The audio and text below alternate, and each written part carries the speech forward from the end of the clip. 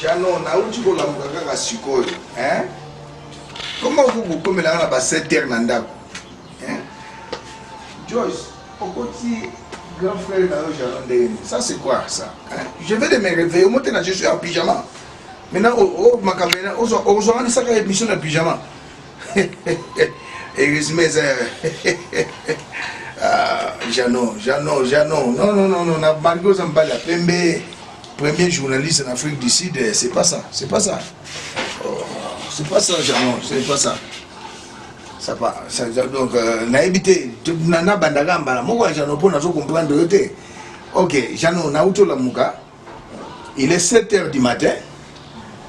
Merci, ma fille Joyce Bonaji, maman Lali.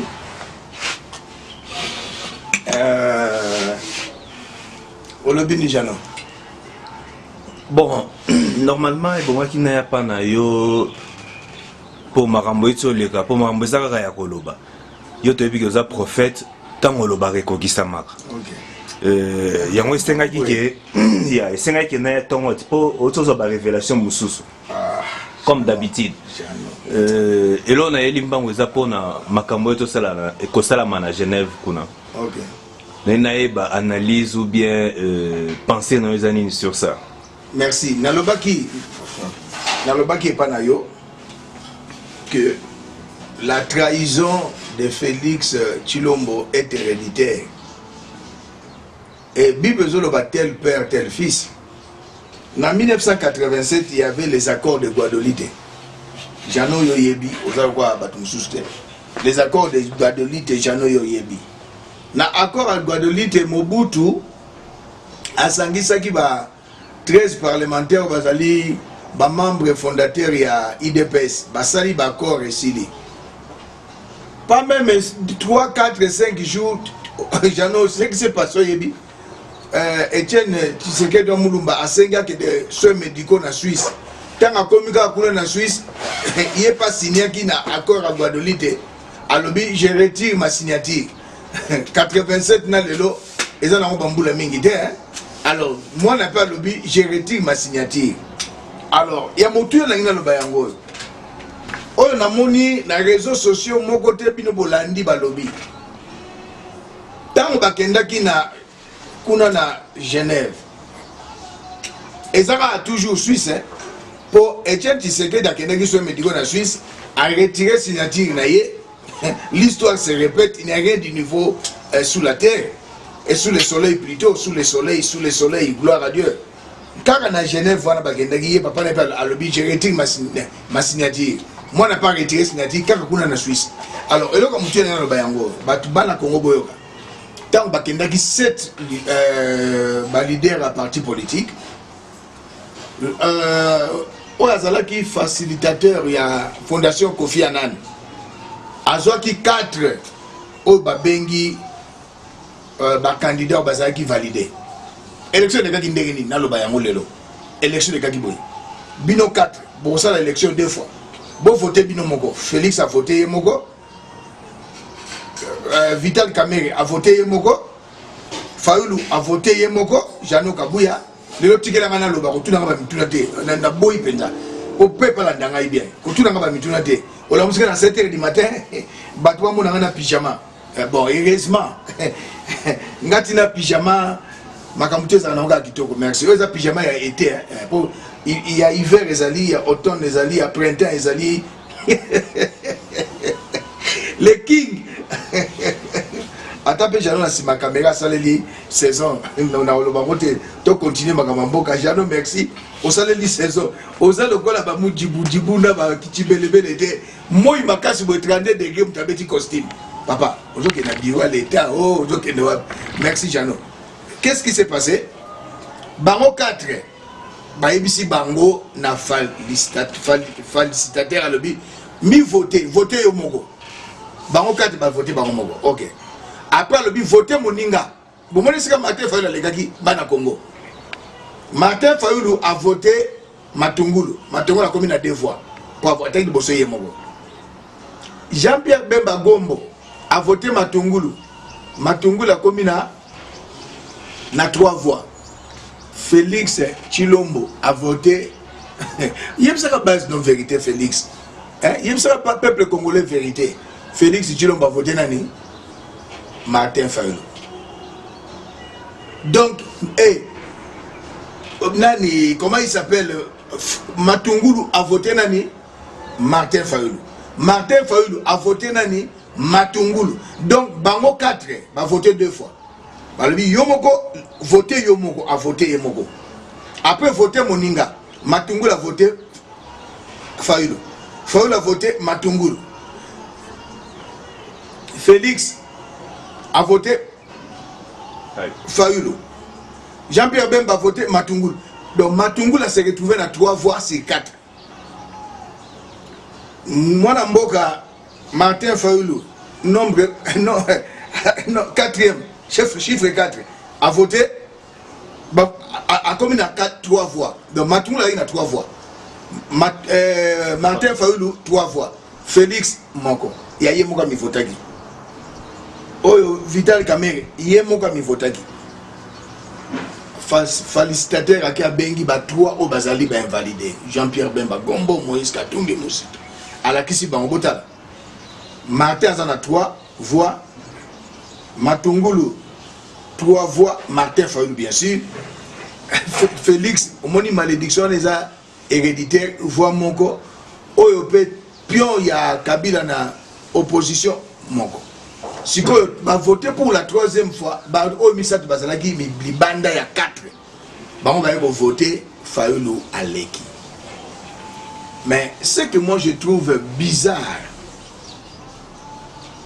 Bozolo Bake base, esa basité, peuple congolais, esa basité. Bota la forme, na fond. Il y a intervention. Il y a Félix, base et Yebi Singai. Dans la forme, na fond. Il y a intervention, il y a caméra, et ça forme, et ça moko, fond, et ça moko. Bango nous sommes mis balé baké na top Congo. Pourquoi va changer la chaîne? Bango nous sommes mis balé ba dicté bango. Comme caméra a un diplôme à l'université à Tanga, il est plus intelligent malgré qu'il est risé. Il y a Tangi na papier, mais Tshilombo attangi yango na papier. Ce que je dis, je vais me retirer, je retire ma signature au nom de l'UDPS de cet accord que nous avons signé à Genève hier dimanche 11 novembre.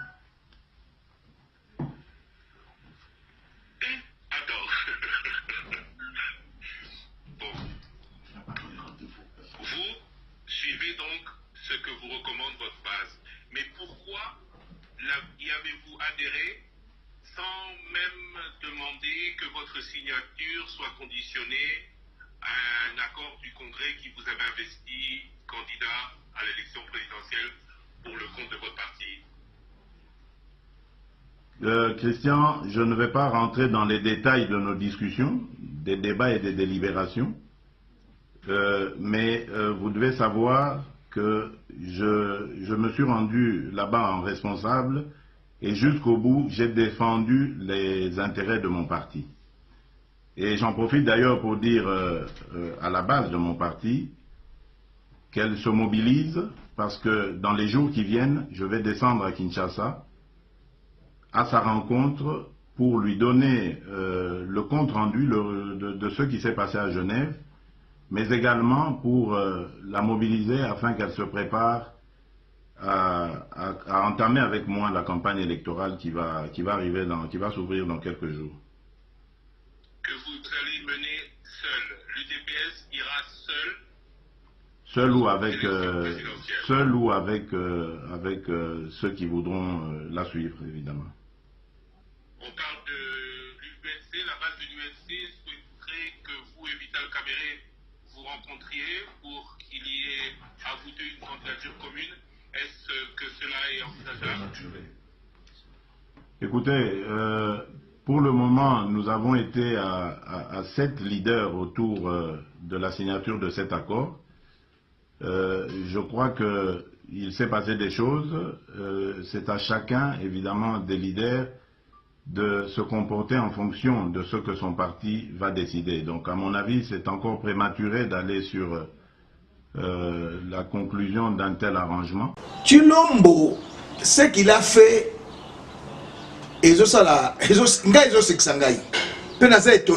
pourquoi le 29 septembre, Tshilombo, au sali déclaration lobby, Tomeli Mbondo, peuple témoin, Nanzambe témoin. Moto akokabola biso te. Eloko tosali awa lelo na miso na bino peuple mokonzi pe na miso nzambe aza kotala biso likolo ezali Tomeli Mbondo. Mbondo ya kotrahir peuple te. Oyo ya kotrahir peuple kombo na ye likama. Oyo ya kotrahir nzambe akosaprendre na ye. Tshilombo na recommandé yo na bato IDPS nyonso na ba nyonso baza ba traître ngolo ba na pesi kombo bileki na boketu batu balandi yango traître ezali Mukongo, Muluba, Ngwandi, Mongo, Mutabandundu ekolo nyonso ya Congo soko za traître kombo ne komi bana lelo chi belebele. Traître nyonso kombo na ye komi chi belebele. Alors comme Félix Tshilombo a trahi, comme on est commis bandalelo, Félix Tshilombo traître, Félix Tshilombo Tshibelebele. Vital Kamera a trahi, comme on a bandalelo commis Vital Kamera Tshibelebele pour attrahir. Et loko jano na koye bisayo, oyo bazo kosabatu eza base te. Nehemi Dirkabi ya Kabila abengi bango bokozonga Congo te po yoka mere totinda kiyo osala nyonso na Genève. Félix abima candidat commun ndenge bo échoué boke ko signer biloko topekisa ki bino bokozonga na Congo te atindeli bango ba texte wana Top Congo azali pro a collaborer na PPRD na FCC na bango nyonso na la Kabili a obligé bango balekana o babozo mona wana na Top Congo. Plan ezalaki nini bana Kisasa? Plan ezalaki nini congolais? Kamere a memi Félix balinga ba influencer ba leader mususu pour candidat commun ezala Félix.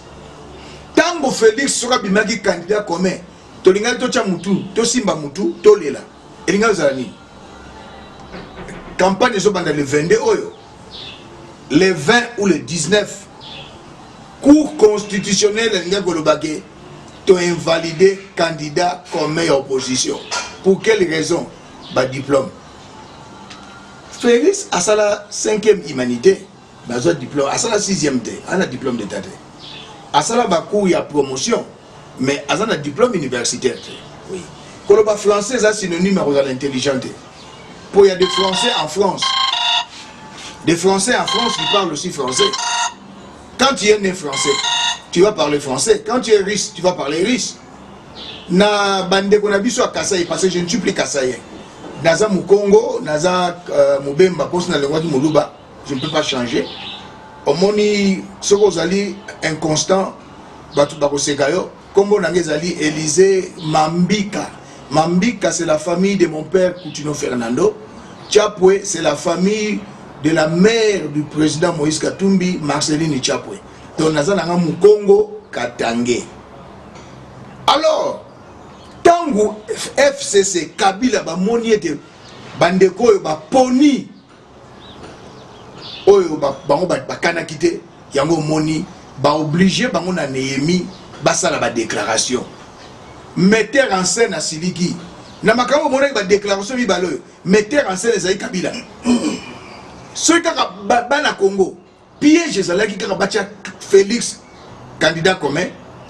Allez ba yebisi cour constitutionnelle le 20 ou le 19 ou le 20 ba longoli candidat commun à opposition bakena ba élection Shader Aleki ndenge ba nzambe na mabongisi na ye pe ba yoka kilo makambu na lobaki okotia yango avant bakende le 30 octobre nalobaki na président Moïse Katumbi Tchapwe nalobi na président Jean-Pierre Bemba Gombo bopona Martin Fayulu. C'était une prophétie.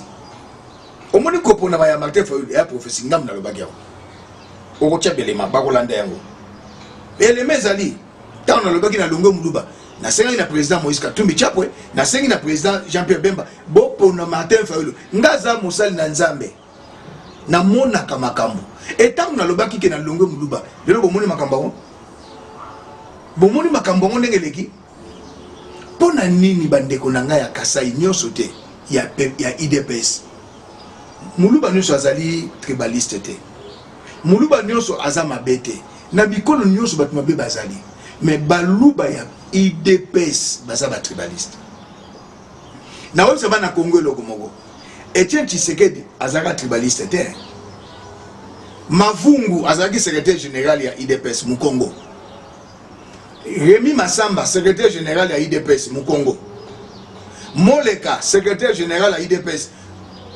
Mungala Oyo Shabani secrétaire général ya IDPS mwana ya Este oba koselaki makamba yibi $300,000 mais tango kaka papa Etienne akufi bazui mutu aza na malédiction héréditaire bazui mutu aza na malédiction Félix Tshisekedi ya Chilombo Tshisekedi aboyo ozwa kombo Tshisekedi oyebi yango Félix Tshisekedi abaki yo komona Chilombo aboya kozwa kombo kote mama na yo aboya ki ya papa na yo alongola ki yo kombo ya Tshisekedi ozongeli kombo Tshisekedi après la mort de ton père pour quelle raison oyebi yango bokecho auti koloba yango.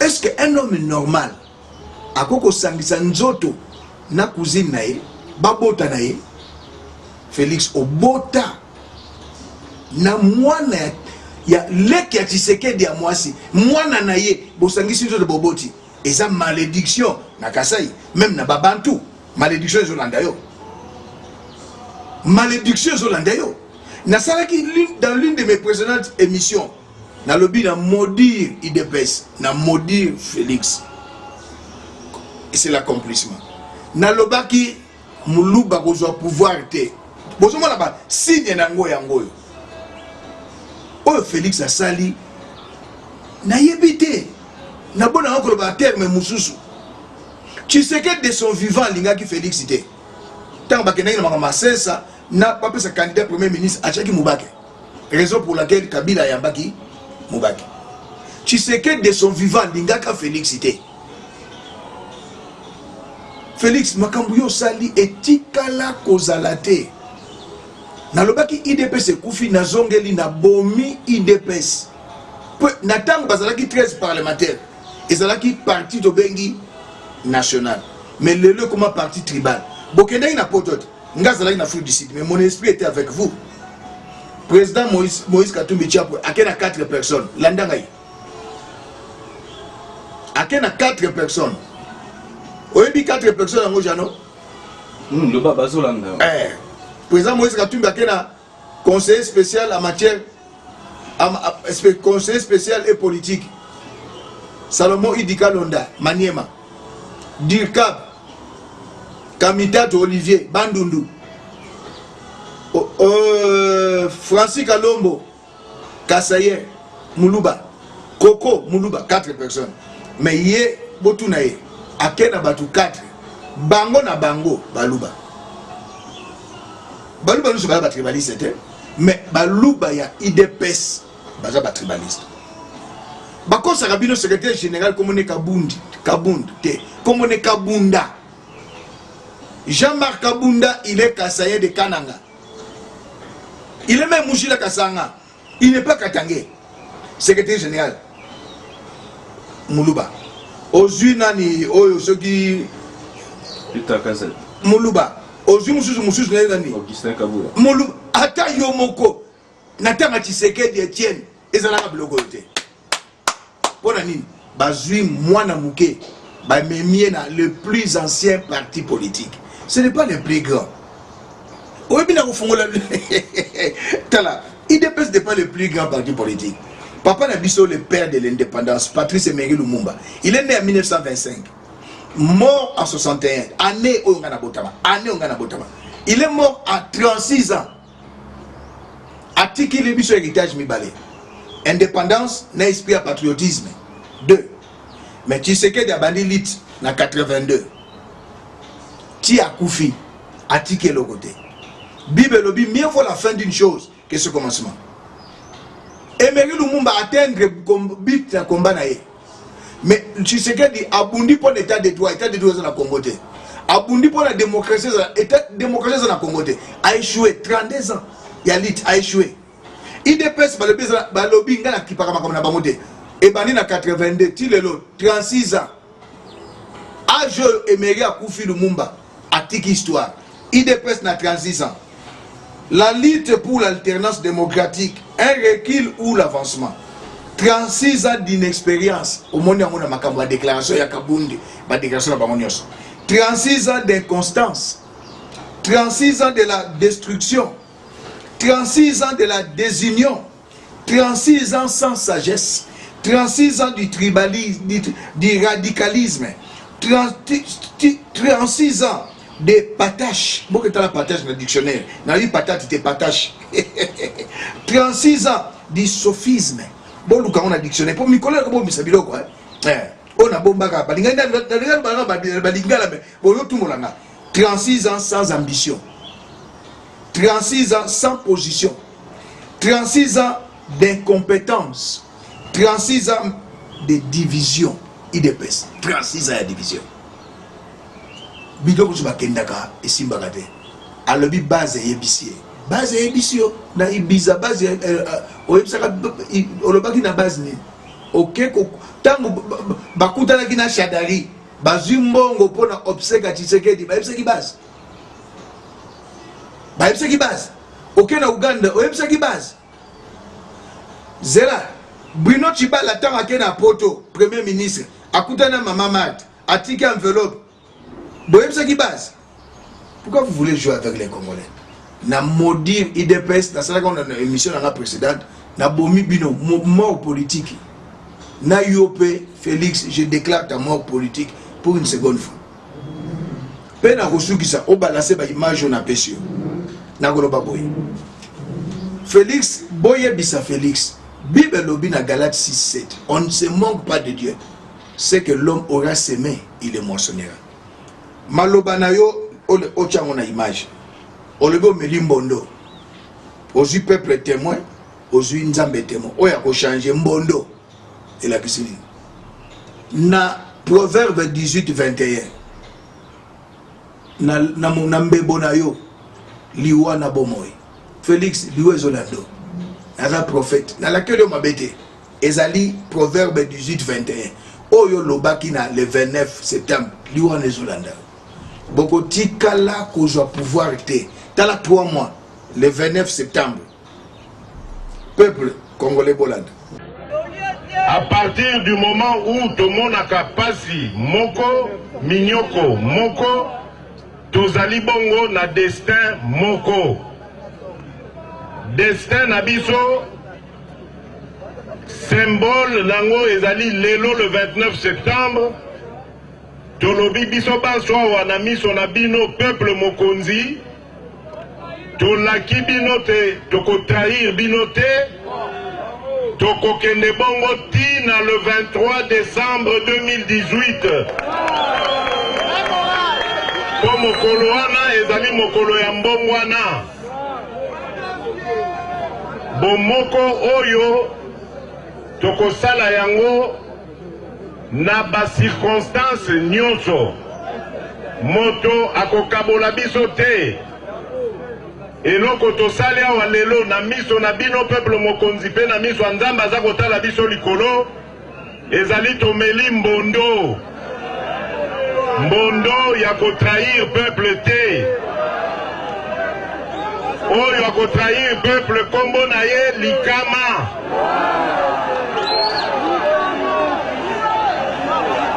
Bino moko mutu bokozwela ye sikoyo mokano. Biso baso ndenge tozali awa tomeli mbondo. Tokokende na bomoko. kasi po bomoko wana ezala makasi batata bamama bandeko bilenge surtout bino bilenge nalingi koloba na bino comportement na bino pe ekodépendre na bomoko na biso botika banda lelo makambo ya kofinga ba leader kofinganaka entre bino ba combattant alors que tolakisi bino que toza na bomoko makambo oyo tomonaka na ba réseaux sociaux to pe oyo toyokaka banda lelo esili abuo boyebake lelo ndeko Jean-Pierre Bemba ndeko Vital Kamerhe ndeko Martin Fayulu ndeko Freddy Matungulu ndeko Moïse Katumbi ndeko Adolphe Muzito na ndeko Félix Tshisekedi basali be famille bo soki olingi kofinga alors finga biso banso soki olingi kumisa biso banso likambo ya kokabola biso ezali te ekodépendre na comportement na bino na likambo etali kopona candidat commun bobanda te kotia bapression epa balider oh non leader yo koza nsima mutu wana te ye nani po eloko ebomaka congolais yango wana eloko ebomaka congolais yango wana leader azalaka ndenge wana te tokei tokomi siko na octobre tokomi tolongwe septembre tokoti na octobre toye na novembre le 11 alobi nini le changement c'est qui Martin Fayulu tolanda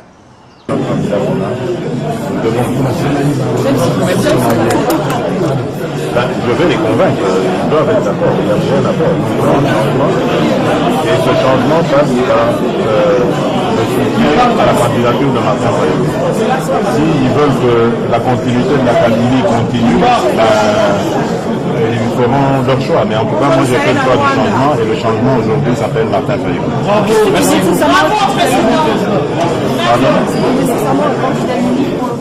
Oui, tactiquement c'était la meilleure chose à faire pour augmenter ou maximiser ses chances de victoire. Et je crois que maintenant, il faut qu'on apporte maintenant ce qu'on peut à ce candidat commun et se régaler. Et je crois que maintenant, nous avons de bonnes chances de gagner. Il faut qu'on apporte maintenant ce qu'on peut à ce candidat commun et se régaler. Pardon? Non, ça c'est le secret du vote. En tout cas, moi je sais que je sais pour qui j'ai voté. Bolandi, les 12, pas même un jour, à l'Obinin, base et Bisinga. Donc, il a un problème mental. Félix a un problème mental. Alors, chose étonnante, un homme invalide. Quand tu as un problème mental, tu es invalide. Un homme invalide, Félix Kabila, validé par la CENI. Un homme invalide. Un homme invalide validé par la CENI. Mais au Azali normal, au Azali malamu, invalidé bango. Le monde à l'envers. Alors peuple congolais, debout congolais. Et le bas, pour pas n'avoir chiffre continue. Sauvons le Congo. Lève-toi congolais. Et le bas, président Moïse Katumbi Tchapou. Les gens, un prophète n'a toujours pas été compris.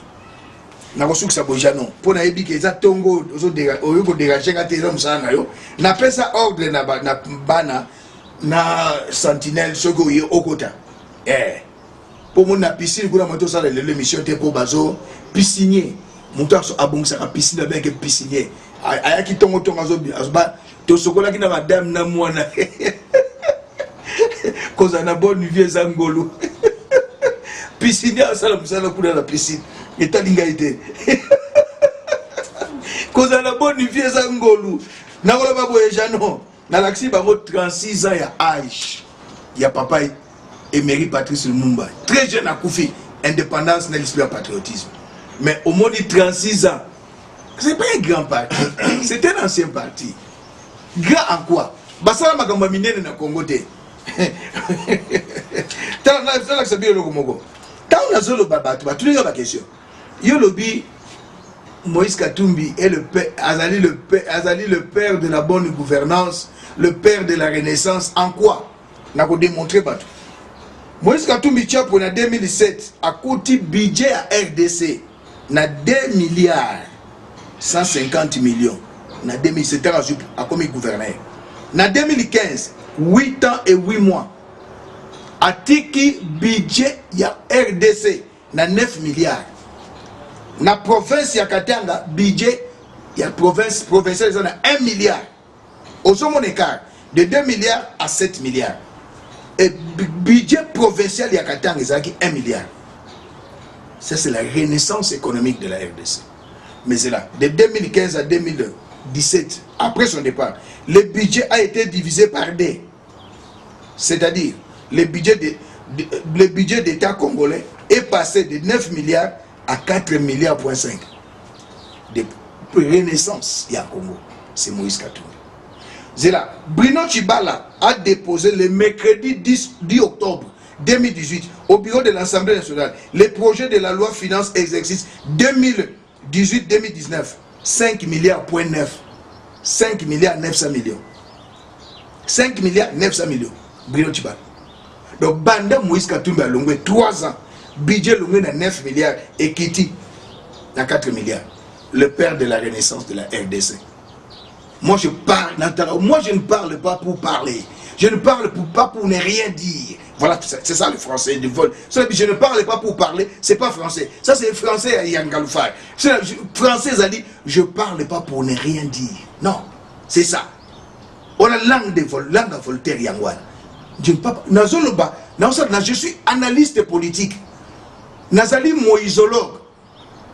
La moïsologie est l'étude de l'esprit de patriotisme, de l'esprit d'excellence et des œuvres particulières. Nazu yango na 8 ans et 8 mois. Na créé science.